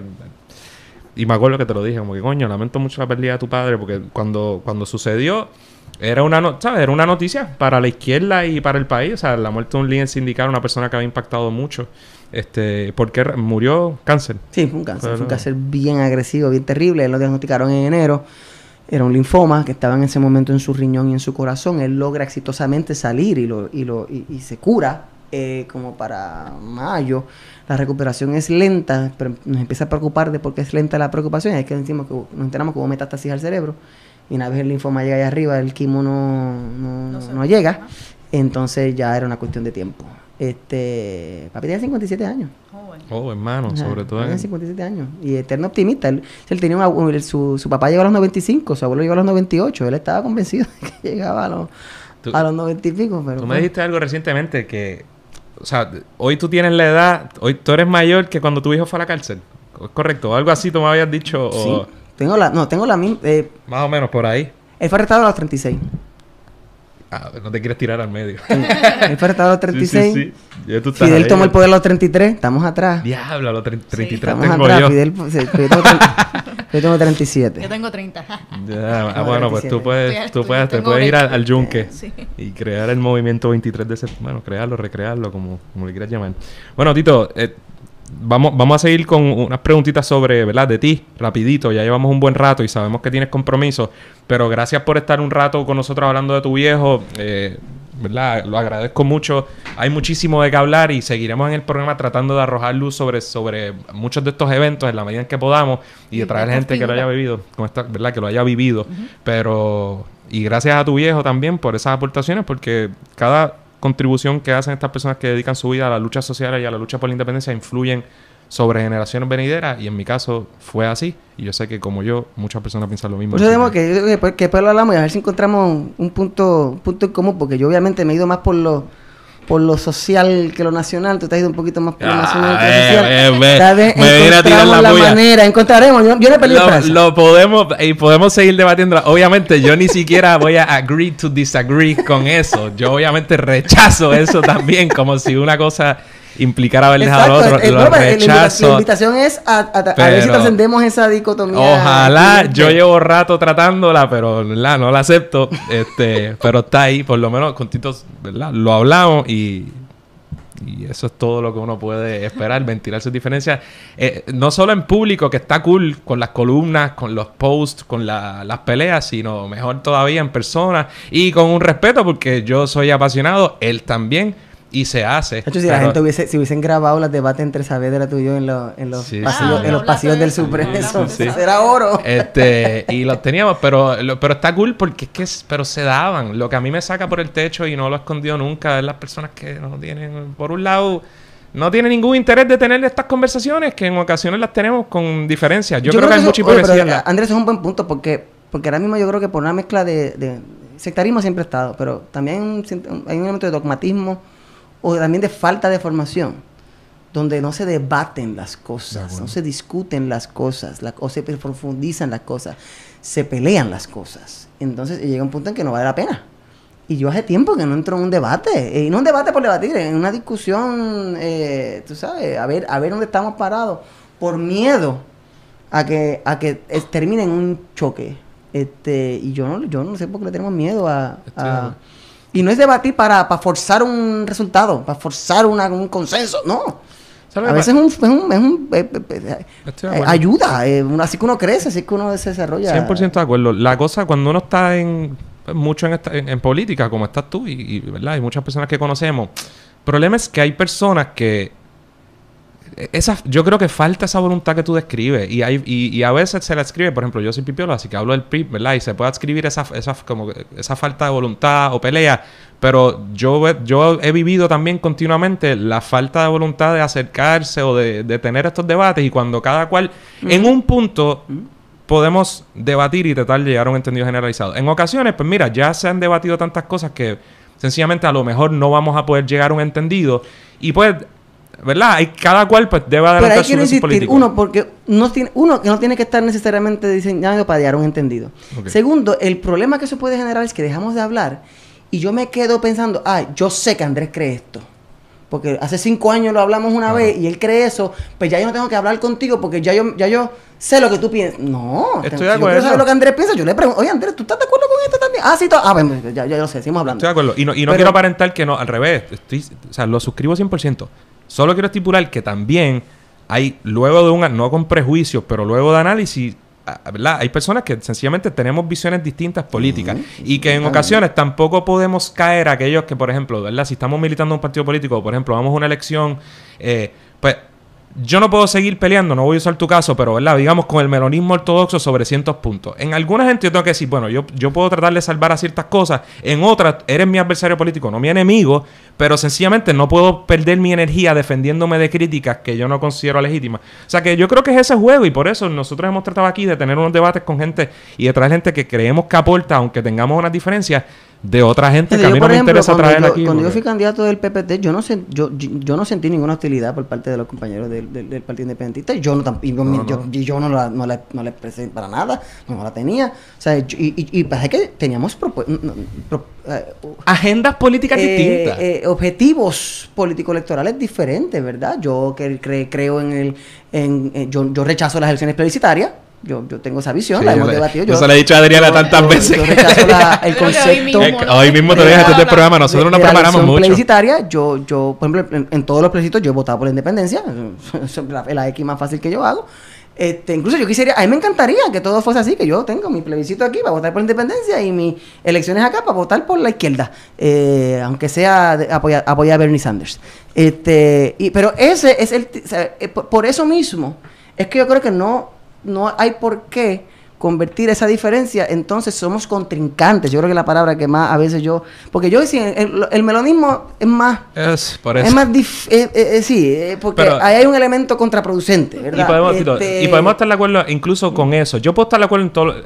no estoy de acuerdo por el contexto colonial de Puerto Rico, pero una cosa es esa abstracción de cómo, ¿verdad? Cómo utilizamos el mecanismo de las elecciones o cualquier cosa. Y otra cosa es adscribirle unas conductas al PIB o una falta de conducta al PIB, que eso es otro debate, que yo creo que a veces no corresponden o no son justas con virtudes y deficiencias que tenga el partido. O, por ejemplo, hablar de que pues no creemos en las elecciones publicitarias, cool, pero a veces con una insinuación clara de que entonces el PIB no ha estado en otras luchas, que a lo mejor ese no es tu caso. No, que lo hemos debatido mil veces. Por eso, pero que entonces si hay sectores que entonces se pueden montar en eso para entonces invisibilizar cosas que ha hecho el PIB, que a mi modo de ver han sido, ¿verdad?, muy buenas para el país, son progresistas. Lo que quiere decir eso, y tú y yo lo hemos hablado mil veces, es que como no son plebiscitarias y yo defiendo la independencia en el plebiscito, significa que para la elección general no me tiembla la mano votar por un estadista de izquierda, si existiese, porque el estatus yo lo resuelvo en el plebiscito y la política pública de la ambiental, laboral y feminista lo vamos a resolver en las elecciones generales.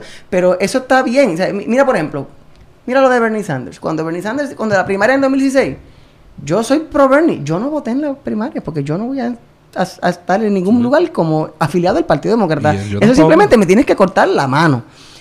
Pero el que no tuviese ese problema, yo le dije, vete y vota por Bernie. Pero es que yo también, hasta lo de... Es que yo también. Yo no tengo que decir que yo no soy anti-Bernie, yo soy anti-participar de las elecciones demócratas en Puerto Rico. En Puerto Rico yo no ¿sabes?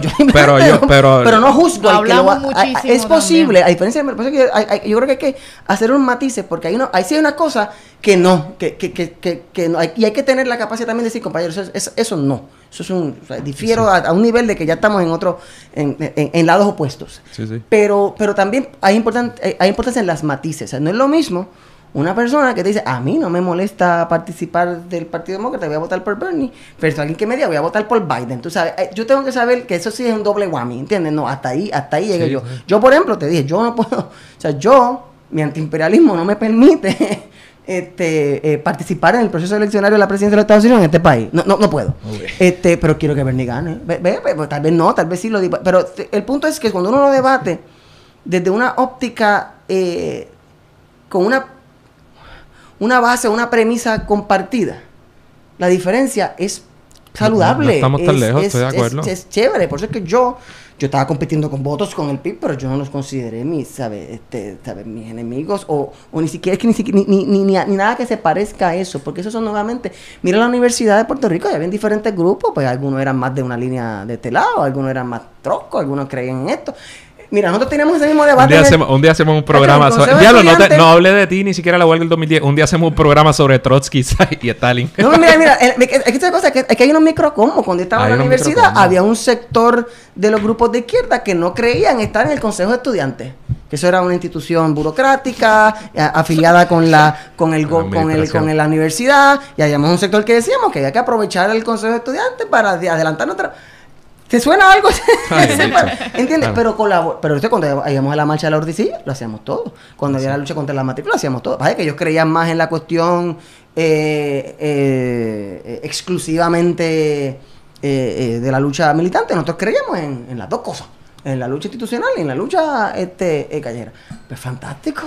O sea, las tácticas y las estrategias son las diferencias tácticas y estrategias son válidas. Seguro. Bueno, Tito, está buenísimo. Yo tengo aquí como 1 hora y cuarto por ahí, Augusto. Algo así llevamos. Sé que tiene otros compromisos, pero no quiero que te vayas sin que nos hables un poco de una publicación. Tito también ha publicado mucho en el mundo, particularmente yo creo en los últimos años en el ámbito legal, aunque seguramente ha publicado en otros ámbitos también.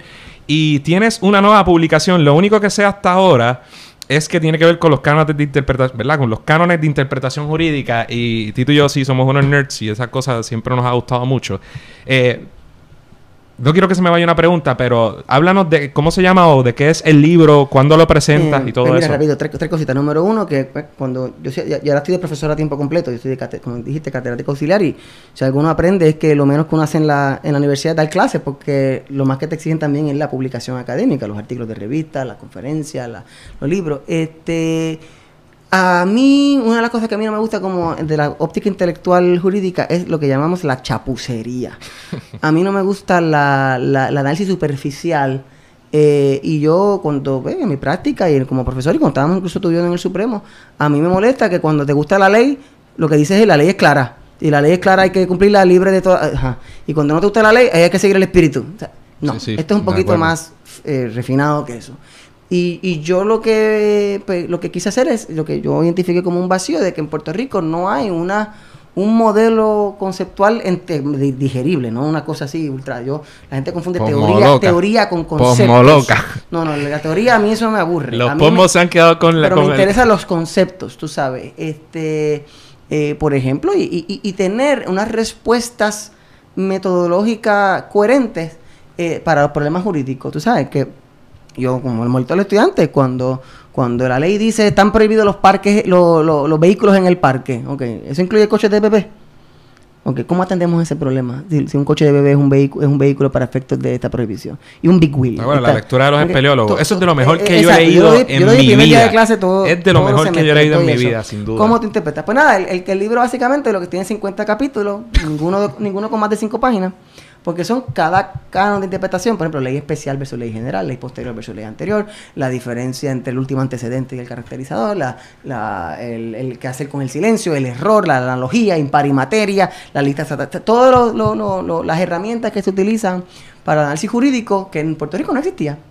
No existía. Yo no puedo creer que en Puerto Rico simplemente había un tratado del Frere Bernier y Cueva Segarra hace 30 años. Mr. Cueva Segarra tiene su año. Bastante atrás, bastante corto.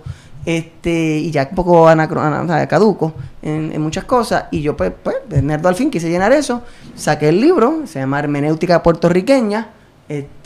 Porque precisamente yo estaba también molesto de que los cánones que existen en los Estados Unidos, por razones tan solo como los civil law, sino por el maldito, incluso el lenguaje, caramba, la sintaxis en inglés y en español son diferentes. Tú no puedes utilizar las normas de interpretación de los Estados Unidos, pues entonces tenemos que inventarnos las nuestras, tú sabes, y tampoco voy a ir a España. España tiene su sistema, ahí me puse un poquito nacionalista. Entonces, pues, hay que buscar la nuestra para enriquecer el análisis jurídico en Puerto Rico, que no sea superficial y que no sea conveniencia, porque si yo lo planteo en el libro, si los tribunales deciden sin herramientas conceptuales profundas, lo que están haciendo es ejerciendo el poder. Por eso.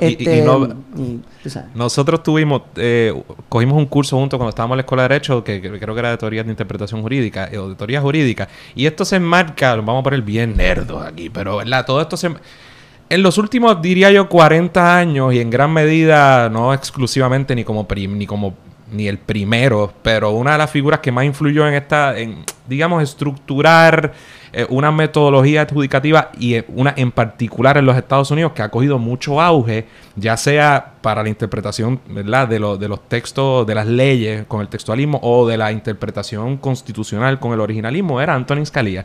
Y ese hombre tuvo un impacto y ha logrado imponer un modo de interpretar las leyes o ha logrado que la derecha tenga una estructura que yo creo que los liberales o la izquierda no ha logrado a tal punto en los Estados Unidos. Pero se la quitaron. Quiero que sepas que Antonin Scalia es víctima de su propio éxito. Porque entonces cuando trajo esos temas de textualismo, originalismo, etcétera, los sectores un poquito más intelectualmente desarrollados lo atendieron y lo reinventaron. Te puedo asegurar que el originalismo de ahora no se parece en nada al de Scalia. Incluso los sectores de izquierda en los Estados Unidos están diciendo, nosotros somos los originalistas. O sea, es una cosa bien interesante.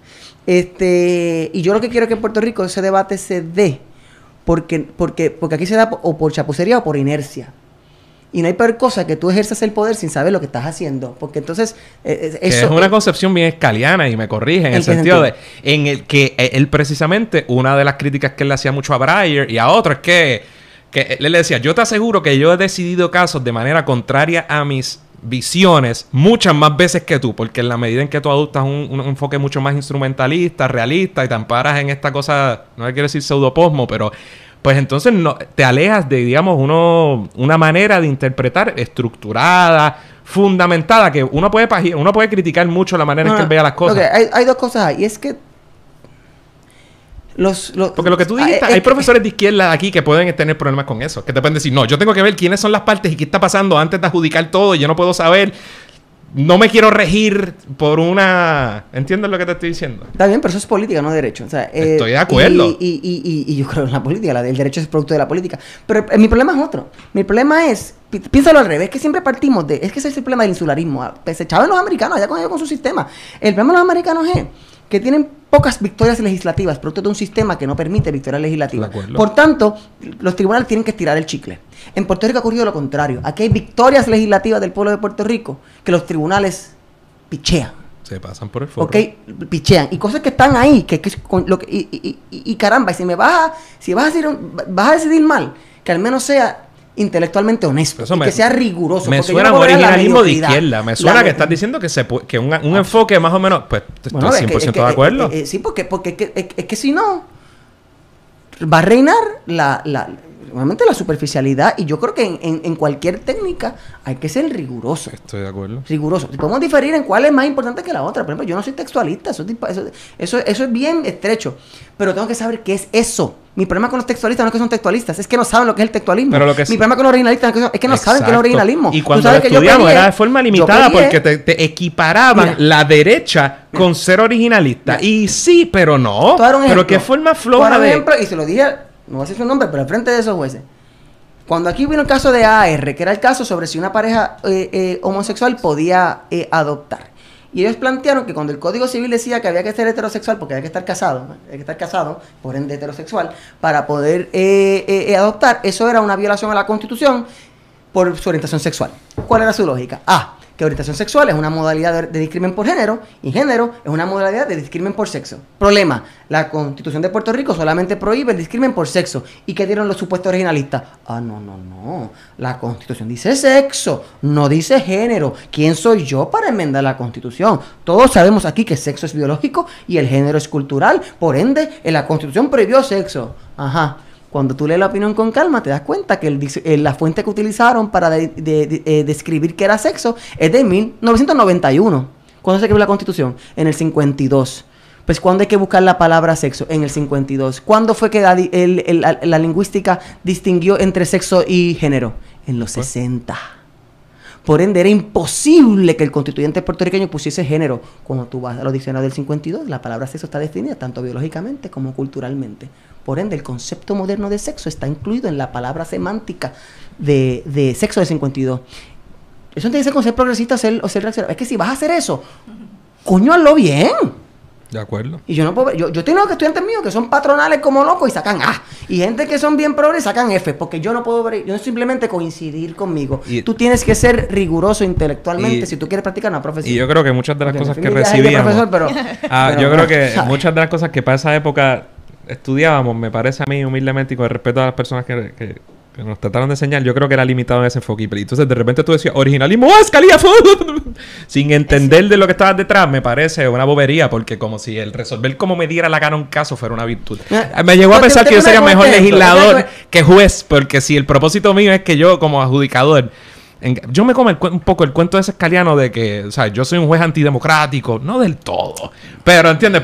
Y yo creo que tuvimos esas peleas mucho más complicado que ¿entiendes? Pero como que, tú quieres que yo decrete la inconstitucionalidad y bueno, pues ciertamente en ocasiones lo haré y hay que hacerlo con mucho gusto, pero no toda cosa inconcebible que a mí me parezca mala necesariamente. Pero eso es porque tienen un sistema malísimo, una constitución caduca. Mira Bolivia, en la década del 90 en Bolivia se privatizó la lluvia. De acuerdo. La lluvia estaba privatizada. Si tú eras un pobre miembro de una aldea y llovía ese día y cogías un envase y cogías agua, le debías dinero a una corporación privada.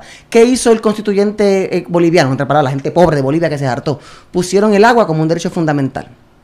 ¿Y qué pasa cuando ahora un... ¿Esa es la película? Even the Rain. Hay algo de eso, pero después vino la constituyente, se puso en la Constitución del 2009 y hubo un caso famoso del Tribunal Constitucional de Bolivia que cuando un arrendador le intentó cortar el agua a su inquilino porque no le pagó la renta, el caso fue al constitucional y él dijo, tú no puedes hacer eso. Tú no puedes cortarle el agua a un inquilino porque es un derecho fundamental. ¿Haces eso en Estados Unidos? Y suena un activismo judicial bajo due process. Oye, pero si los indios bolivianos ganaron esa batalla de que el agua es un derecho fundamental, más le vale que los tribunales lo pongan en vigor. O sea, es que depende del contexto y no podemos seguir pensando en una constitución del siglo XVIII, que pues es el problema de ellos, que tienen una constitución vieja. Pero nuevamente, volviendo al tema de la rigurosidad. Por ejemplo, ¿cuál es el artículo más utilizado en Puerto Rico para los textualistas? El artículo 14 del Código Civil, que dice, cuando la letra de la ley es clara, libre de toda ambigüedad. Lee el artículo, está mal escrito. Tiene un error. O sea, que el artículo sobre la claridad textual tiene un error. Eso te dice, caramba, que tienes que profundizar un poco más y no puedes repetir como el papagayo y simplemente, lo que dicen los gringos, lip service, citar algo y ya te llegaste a la conclusión. ¡Wala! Magia. No. Activa tus neuronas la presentación del libro es el miércoles 26 de febrero. A las 6 de la tarde en la Facultad de Derecho de la Universidad Interamericana. La presentadora va a ser Liana Fiolmata, que fue mi primera jefa en el mundo de lo laboral, que también me insistió mucho en la rigurosidad. Y pues nada, eso es parte de la vida del nerd.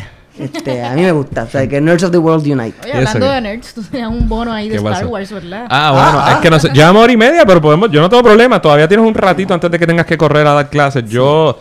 Gente, y no podemos abusar de ustedes, ni de Tito, ni de nadie, pero imagínate si había temas que no vamos a tocar, pero queríamos hablar de los caídos José Nadal Power, nosotros acá, que no obtuvo los votos, Eliezer Molina. Imagínate que ha pasado tanto en enero que el presidente de los Estados Unidos tuvo un juicio político en el Senado y en este programa, que a mí me gusta pensar que hablamos de cosas distintas, no pudimos tocarlo como Dios manda. Dios. Ok, Brexit. Ya lo habíamos hecho. Coloquiales. Claro, Brexit. El Reino Unido salió de la Unión Europea. No hemos podido discutirlo. Pero bueno, hubo un State of the Union donde Pelosi le extiende la mano, fue una este le pichea. No, perdona, más que eso, más que esas cosas teatricas, yo nunca he escuchado un discurso más de ultraderecha autoritario en mi vida. En los Estados Unidos. Fue es una cosa... o sea, fue chocante. Fue tocante. Y Pelosi, oye, she struggled. Cuando le metió aquí, la va a romper. Cogió mucho, ¿verdad? Va para 80 ya. Lo rompió, entonces, ¿qué más? Hubo el problema, Dios mío, los caucuses, le dicen. El caucus en Iowa, que comenzó el inicio primarista, ahí podríamos tener 20 programas. Ganó en el voto popular, en la vaina de los delegados que le explicaremos algún día. 1% atrás, quiero que sepa. ¿En los delegados? Ya eso está, pues, ya al otro. empate. Todo eso pasó, no tenemos tiempo para discutirlo, pero para que usted vea, si eso hubiera pasado en Puerto Rico, yo estaría escuchando de mis conciudadanos, compatriotas o de todo el que reside aquí, es que Puerto Rico, esto jamás pasa en Estados Unidos. Estamos a 3 o 4 días de que finalizaran estos eventos que son extrañísimos, ¿verdad? Como parte del inicio formal del sistema primarista para elegir al presidente de los Estados Unidos. Y todavía no tenemos resultados finales. Pero no vamos a hablar de nada de eso. Vamos a hablar del bono. ¿No te acuerdas del chiste en América Latina? El chiste de América Latina me encanta. ¿Sabes por qué no ha habido nunca un golpe de Estado en los Estados Unidos? Porque no hay embajada norteamericana. ¡Oh! Coño, la sabía. Esa es como la del camello. La sabía, no la dije. Como lo de que es un... Como que es un camello, un caballo a reunir. Ya no dañé el caucus. Rubén Blades. Bono, no vine a contestar. The Rise of Skywalker, tira la tuya. Estoy harto de odio. Creo que picaron fuera el hoyo. ¿Qué piensas al respecto de Episode 9? Contrario a todo lo que te estaba diciendo en cuanto a la adjudicación jurídica, yo en cuanto a Star Wars soy un positivista absoluto. Star Wars no comete errores, Star Wars todo es perfecto, es coherente. Hasta los errores yo simplemente los racionalizo y los explico, y así es que es. Pero mira, y te voy a contestar con esto. Andrés, te has quedado Mira solo en cómo esta nosotros, los fanáticos, somos bien selectivos en nuestra memoria. Imagínate que tú tienes 20 y pico de años en 1977 y acabas de ver Star Wars y acabas de ver a Obi-Wan Kenobi decirle a Luke Skywalker: tu papá fue asesinado por Darth Vader, que era un pupilo mío que se fue a la fuerza y lo mató a tu papá. En el 80 te enteras que dice que es su papá. Y el 83 te dice Obi-Wan Kenobi: es que lo que quise decir era que él se convirtió en Darth Vader y al convertirse mató a tu papá. So what I told you was true from a certain point of view. Estaríamos ahora mismo diciendo: ¡Ave María, qué clase de explicación más barata! Y dicho de paso, tienes una hermana. Adivina quién es. Leia, la única mujer en el universo. Así que guárdate tus sentimientos y guárdate... Estaríamos destruyendo eso. Y ¿sabes qué? Lo aceptamos. Lo aceptamos. ¿Tiene errores? Tiene 1000 errores, ¿ok? Tiene 1000 errores. El primer error que tiene es que yo, que sufrí mucho en The Last Jedi, finalmente acepto, como positivista al fin, acepto The Last Jedi. Me di cuenta que The Last Jedi es una cosa espectacular. Lo es. Y viene ahora The Rise of Skywalker y simplemente niega completamente, destruye todo el planteamiento que ha hecho The Last Jedi. ¿Sabes qué? Lo acepto. Entonces... Tiene problemas de pacing. Tiene muchísimos problemas de pacing. Del diálogo al principio es flojo. Pero ¿sabes qué? A2B. ¿Sabes qué? Me lo disfruté. Lloré. Sonreí. Lando se la comió. A pesar de esa cosa aparentemente o pseudo... No pedófila, porque no es pedófila, pero es rara de viejo verde. Es difícil de interpretar. También dicen que él puede ser el papá. Pero los changuitos en Estados Unidos, y digo los changuitos, es que no puede... eso es racismo, porque el negro todo está unido. Correcto. Yo últimamente me estoy... Perdóname, Lando es Lando.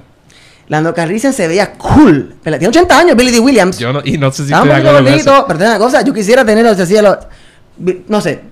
Que tire para adelante. Ella es mayor de edad, él es mayor de edad, que tire para adelante. No voy a ni a... Ok, cool. Lo acepto tú. Ahí sí que voy a agree to disagree.